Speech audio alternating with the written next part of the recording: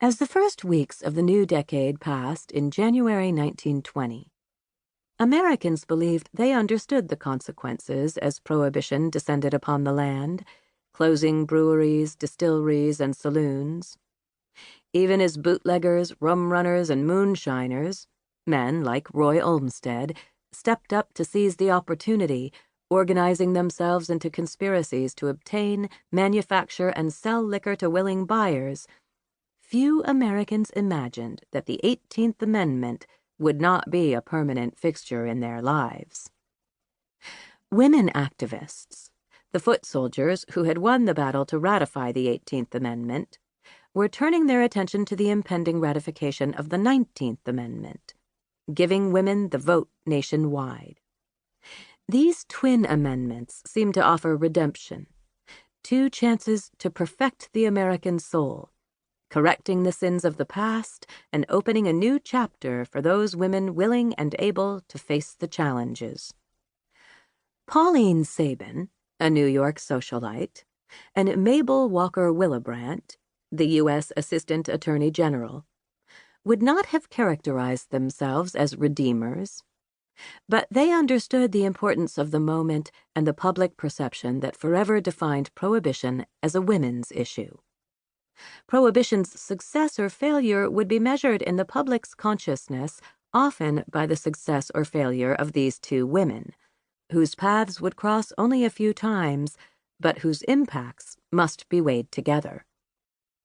The political education they received during the Prohibition era represented American women's struggle to capitalize on their newfound power as voters and as standard-bearers for Prohibition, and defined the means by which other women could exert their influence.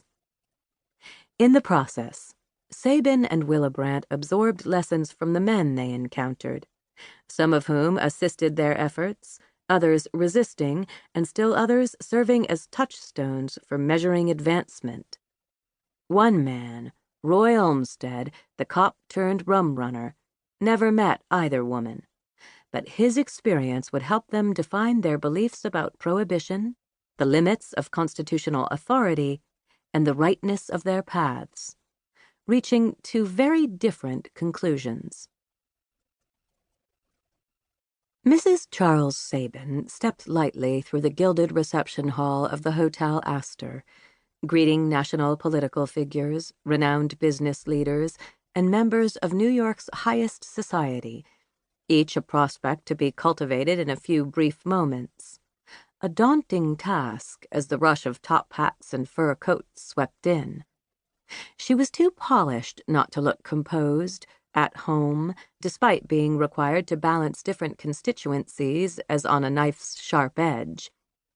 The guests, including Mr. and Mrs. Cornelius Vanderbilt III and Mr. and Mrs. Theodore Roosevelt, Jr., recognized Mrs. Sabin as one of their own by virtue of the political and business successes of her grandfather, father, uncle, and husband. Along with her fellow members of the recently created Republican Women of New York State, Mrs. Sabin welcomed as many guests as she could, directing them to the bar or the cloakroom, or helping them find their seats. The Women's Club had produced the event in early December 1919 to raise money for the party's campaign war chest and to inaugurate their organization with a grand splash at the hottest spot in Manhattan, in the French Renaissance Beaux-Arts-style hotel built just for them, the wealthy, the powerful, and the famous.